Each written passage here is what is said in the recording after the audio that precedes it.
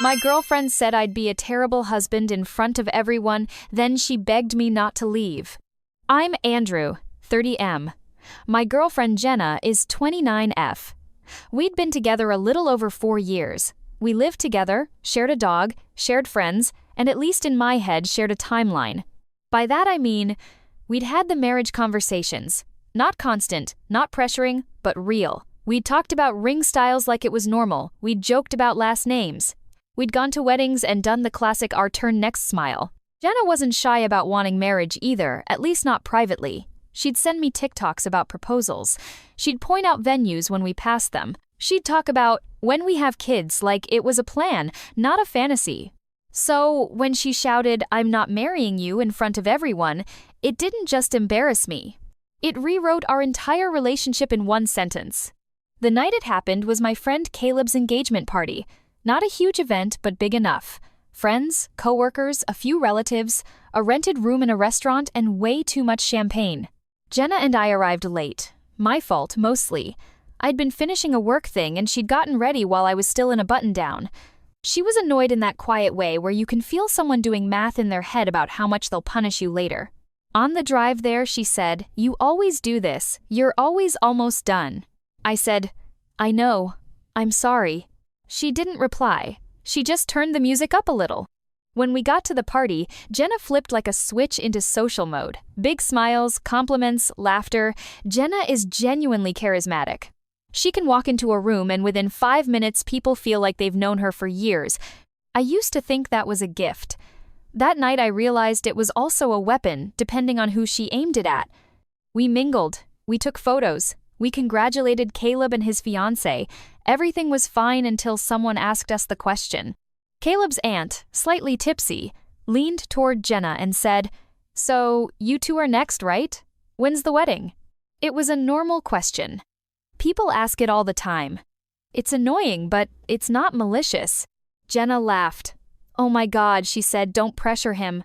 Then she looked at me with a smile that didn't reach her eyes.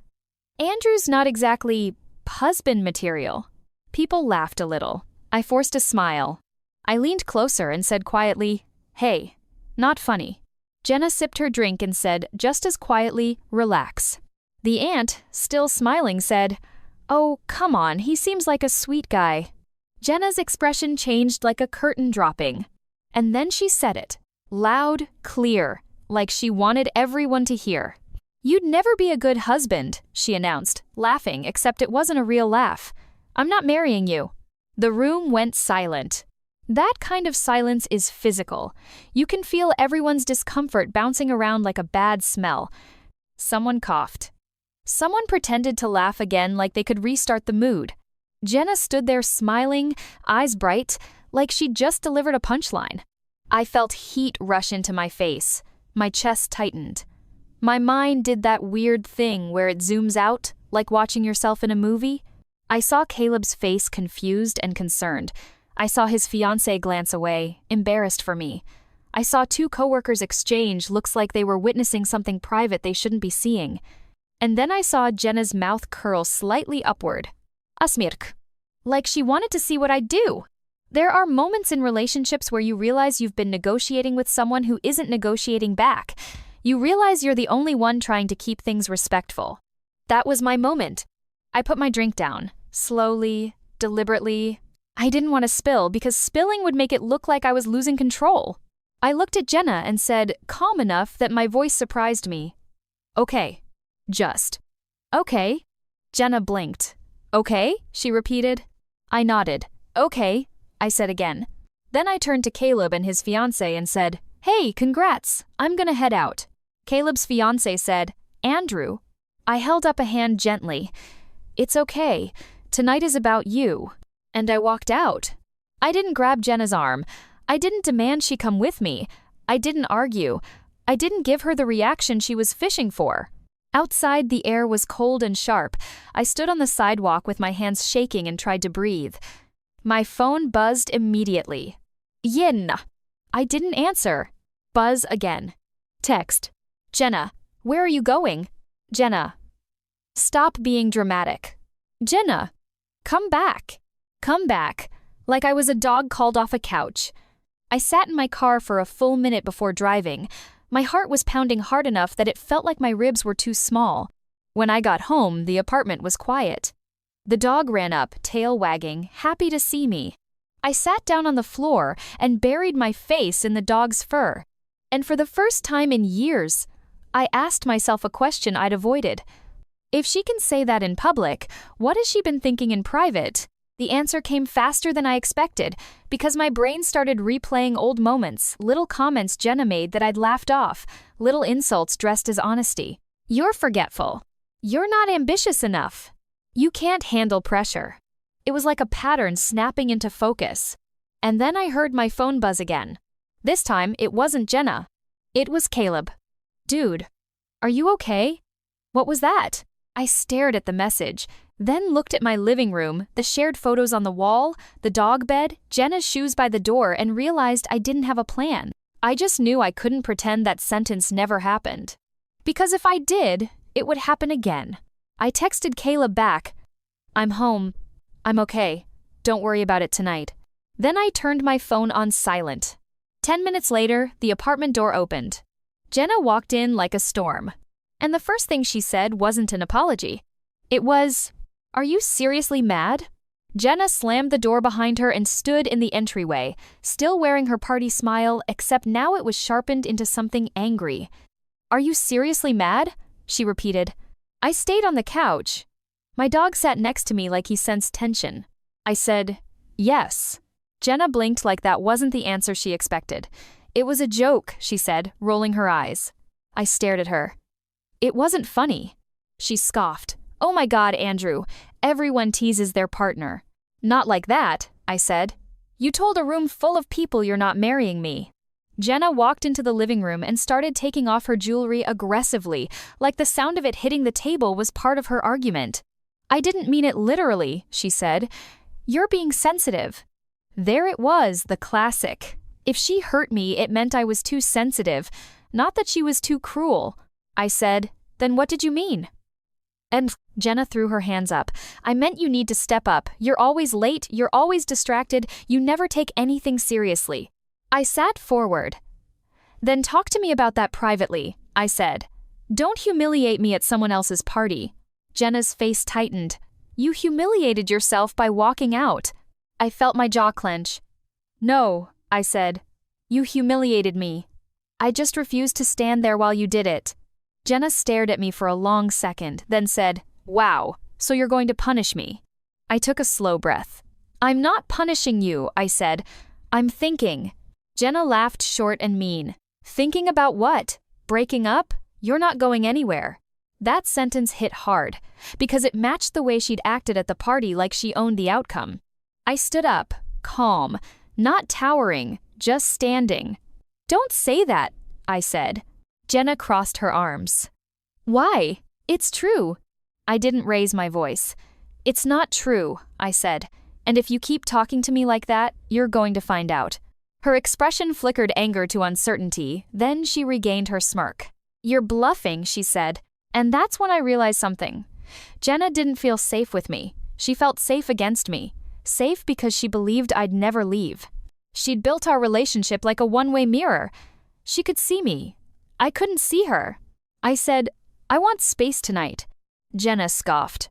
"Space? From what? Your girlfriend's sense of humor?" "No," I said. "From you."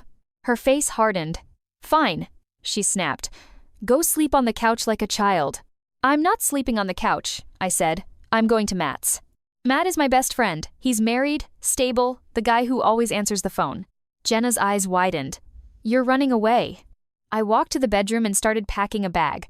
As I folded clothes, I could feel Jenna behind me. "You're acting insane," she said. I didn't reply. She shifted tactics. "Andrew, come on," she said softer. "Don't do this. People were drinking. It got out of hand." I paused. I looked at her. "Then apologize," I said. Jenna's mouth tightened. "I'm not apologizing for a joke." I nodded slowly. "Okay," I said. "Then I'm not coming back tonight." Jenna stepped closer. "You're overreacting," she hissed. I zipped the bag. "Maybe," I said, "but you still don't get to treat me like that." As I walked out, she said loudly, If you leave, don't expect me to wait around. I turned at the door. Don't threaten me, I said quietly. That's what children do. Jenna's face went red. Get out, she snapped. So I did. At Matt's place, he let me in without questions. His wife gave me water. Matt sat across from me and said, "Start from the top." I told him what happened. When I repeated Jenna's words, Matt's expression darkened. That's not normal, he said. I laughed once, hollow. I know. Matt asked, has she said stuff like that before? I hesitated. Then I admitted the truth. The insults weren't new. They'd just gotten bolder, more public. Matt said, do you even want to marry her? The question felt like stepping off a ledge. I said, I don't know. The next morning, Jenna texted me as if she was my manager and I'd missed a meeting. Jenna, are you coming home or not? Jenna, we need to discuss your behavior. Jenna, I'm not dealing with this all day. No, I'm sorry. No, I messed up. Just your behavior. I replied, I'm not coming home today. I need time. Don't contact me unless it's respectful. She responded, lol, respectful. You're such a victim. I stared at the screen and felt something in my chest harden. Because that word victim meant she didn't see me as a partner. She saw me as someone she could rewrite with sarcasm. That afternoon, Caleb called.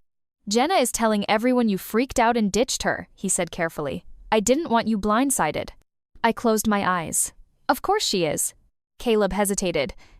Andrew, she was out of line. I opened my eyes. Thank you, I said quietly.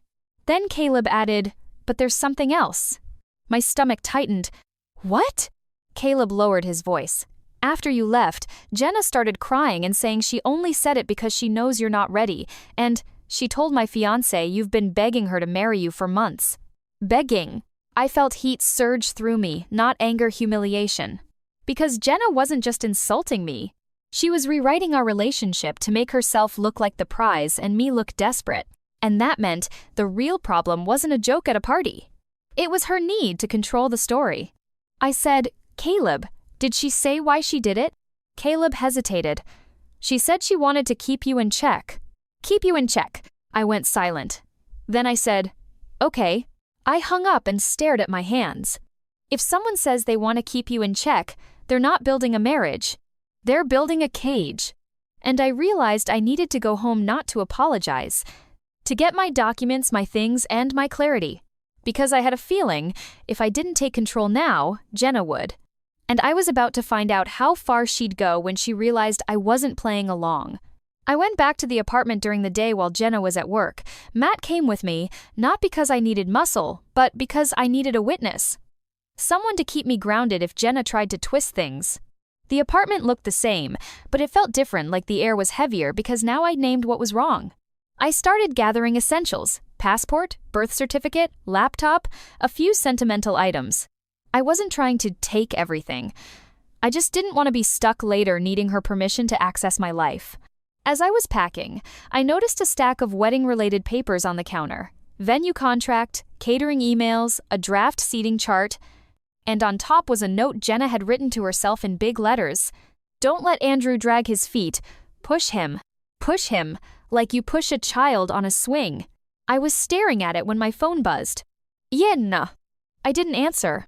Then the door opened. Jenna walked in early. She froze when she saw Matt. What the hell is this? She demanded, eyes snapping between me and him. You brought an audience? Matt held up his hands. I'm just here so this stays calm. Jenna laughed sharply. Oh, I'm calm, she said, voice dripping with sarcasm. Andrew's the one having a meltdown. I kept my voice steady. I'm here to get my things. Jenna's eyes widened. Your things? Yes, I said. I'm staying elsewhere for now. Jenna's face shifted into a smile that looked forced. No, she said, like she was correcting a mistake. You're not. Matt stepped slightly to the side, giving me space but staying present. I said, Jenna, you told everyone you're not marrying me. I'm taking that seriously. Jenna's smile snapped into anger. You're so dramatic, she said. You're ruining everything because of one stupid moment. One moment? I repeated. You called me a terrible husband in front of everyone. Jenna pointed at me. Because you'd be a terrible husband if you can't handle a joke. I felt something go cold inside me. So you meant it, I said. She hesitated just a fraction, then said, I meant you need to grow up. I nodded slowly. Okay, then here's me growing up. I'm not marrying someone who humiliates me. Jenna's eyes flashed. You think you'll do better than me? She snapped. There it was again, the competition, the scorekeeping. I didn't respond to the insult. I just kept packing. Jenna moved closer, lowering her voice. If you leave, I'm keeping the dog, she said. My stomach dropped. Our dog was technically adopted under my name, but Jenna paid some vet bills. We'd always treated him as ours. Don't do that, I said quietly. Don't use him. Jenna shrugged. Then stop. Matt spoke up, calm. Jenna, that's not okay. Jenna whipped her head toward Matt. Stay out of it, she snapped. This is my relationship. Matt didn't flinch. Then treat it like one, he said. Jenna's face went red. Get out, she hissed at him. Matt looked at me. I nodded slightly. We continued. Then Jenna switched tactics, like she always did when anger didn't work. She started crying. Not quiet tears, big, dramatic crying. I can't believe you're abandoning me, she sobbed. I stood still. I'm not abandoning you, I said. I'm leaving because you hurt me and refuse to take responsibility. She wiped her face with the back of her hand and said, voice suddenly flat, You're doing this to punish me. I realized then that Jenna had only two categories for my behavior: obedience or punishment. There was no category for boundary. I said, This isn't punishment. This is consequences. Jenna looked at me like I'd spoken in another language. Then she said something that made me stop packing. If you go through with this, she said slowly, I'll tell everyone you cheated. The room went quiet. Matt's eyebrows shot up. What? He said. My stomach turned. That's a lie, I said. Jenna shrugged with a smirk. Prove it. That was the moment I understood why she'd been so comfortable humiliating me publicly. She believed she could rewrite the narrative whenever she wanted. I took a slow breath. If you do that, I said, I'll tell them what you said at the party, and I'll show them the texts. Jenna's smile faltered. You wouldn't, she said. I will, I said, because I'm not letting you destroy my reputation to save your ego. Jenna stared at me, breathing fast. Then she stepped closer, voice sharp. You're nothing without me, she said. Matt's face tightened. I felt my hands shaking, but my voice stayed calm. That's what you need to believe, I said. Not what's true. I finished packing and walked toward the door. Jenna followed me, still crying, switching between insults and pleading like she was scrolling through emotions. At the doorway, she said, softer, Andrew, please. I didn't mean it. I looked at her. Then why did you say it? I asked. She whispered. Because people listen when you're loud. And there it was. The admission. She wanted power, not partnership. I left. That night, Jenna did exactly what I expected. She went public. She posted vague quotes about men who can't handle accountability. She messaged mutual friends saying I abandoned her. She told Caleb's fiancé I had anger issues.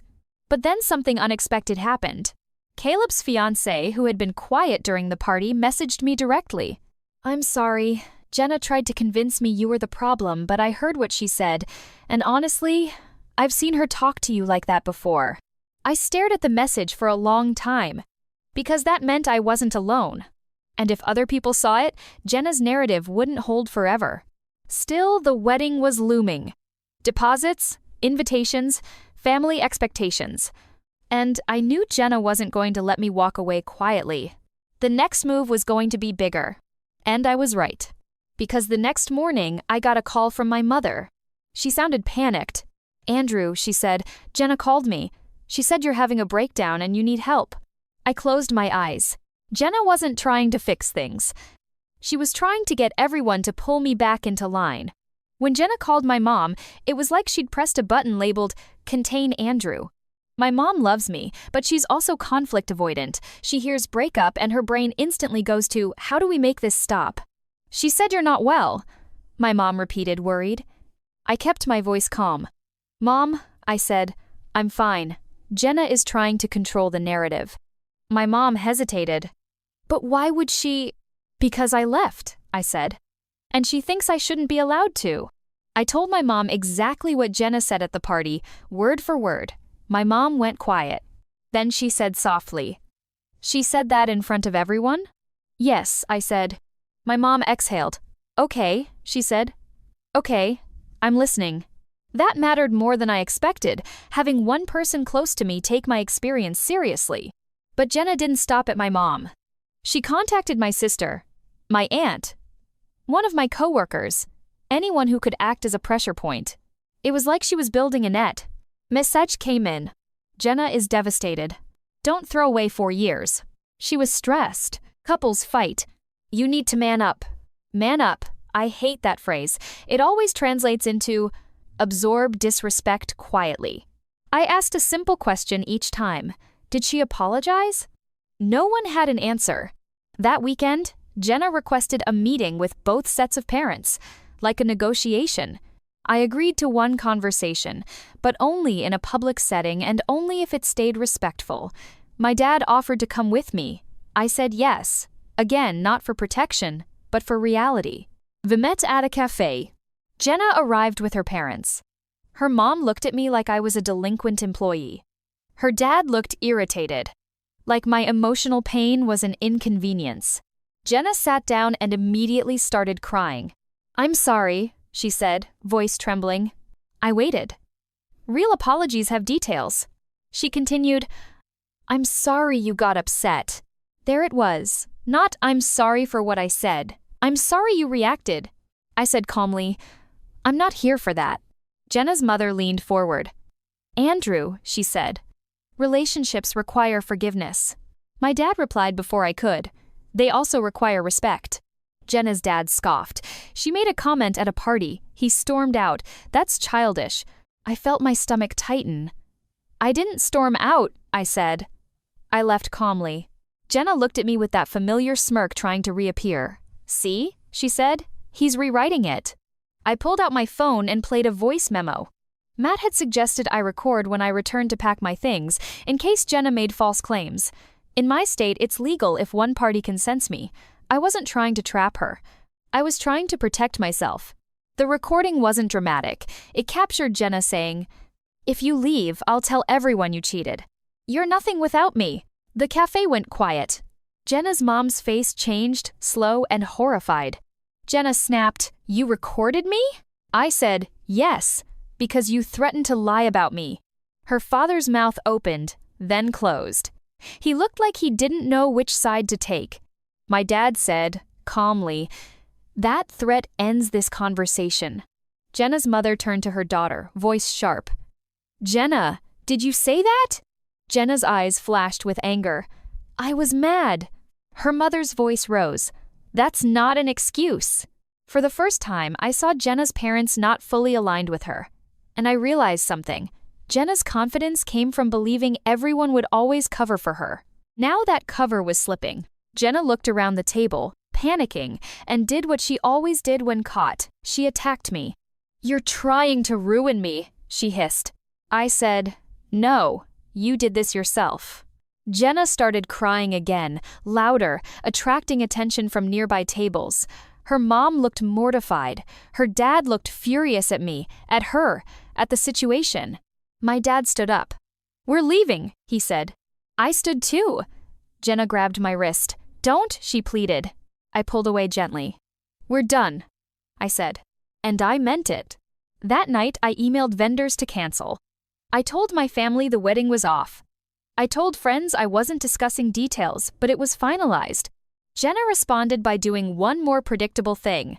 She posted online that I had abandoned her and that she found out who I really am.